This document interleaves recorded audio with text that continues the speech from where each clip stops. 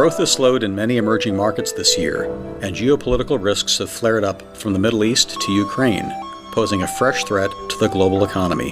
What does the future hold?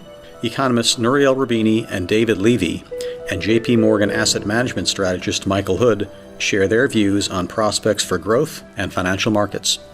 The major part of the emerging market sector, even if we leave China out, take the largest 15 or 20 of the emerging market economies and take a look at their investment. One of the things that's striking is their investment has been a very high level relative to GDP, running in the over 20%, 25%. Some countries quite a bit higher than that.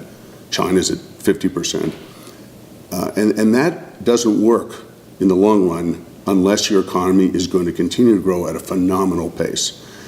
These countries have not grown at that pace. They now have excess capacity, and we're seeing that in their investments starting to weaken. And I think that is the most important trend to watch outside of the geopolitical, shocks that could occur as we keep a beat on the global economy.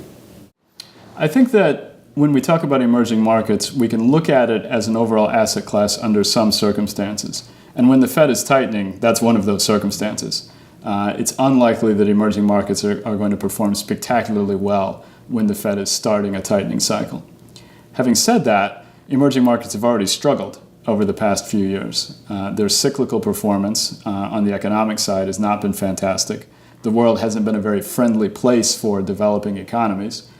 In general, with commodity prices sluggish and overall growth globally fairly weak, so that the main export markets for emerging economies haven't been helping them out too much.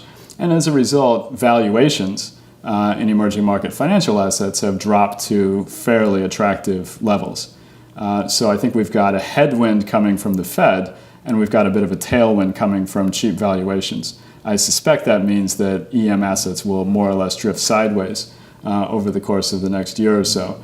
But I think the outlook over a 5-year horizon is distinctly better than what we've lived through over the last 5 years. There are rising geopolitical risks throughout the world, from the Middle East, Iraq, Syria, Israel and the Palestinians, Russia, Ukraine, even the tension in Asia on territorial issues between China, Japan, and other countries. The question is why markets have not reacted more significantly to these rising geopolitical tensions. I would say there are several explanations. The first one is that monetary policies have been very accommodative by the Fed, the BOE, BOJ, ECB, and will continue to remain so. So long-term interest rates are low, and that's a positive for risky assets like equity. And since economic growth has also been anemic around the world, that means easier money for longer. So that compresses volatility and some of the increase in risk premium. Secondly, in the Middle East, it's a total mess, the Middle East, but the impact on the supply of oil has been so far limited. Even in the case of Iraq, 90% of the oil is produced in areas that are secure and not controlled by ISIS. So in the medium term, the problems of Iraq can affect the supply of oil, but not in the short run.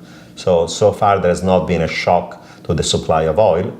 And in the case of Russia and Ukraine, again, the real shock will be a shock to the supply of gas from Russia through Ukraine to Western Europe. That so far has not occurred, and most people believe that while this conflict is serious, it's not going to escalate in a full-scale war between Ukraine and Russia, and that's why people are sanguine. Of course, all this geopolitical turmoil, more than an effect on asset prices, is having an effect by increasing economic uncertainty and making economic growth, for example, in Europe, weaker than otherwise, through the Middle East channel and through the Russia-Ukraine channel. So the impact has been more on real economic activity as opposed to asset prices. So unless one of these conflicts becomes very, very systemic and serious, unlikely scenario, probably financial markets are going to remain sanguine and react moderately to this rise in geopolitical risk.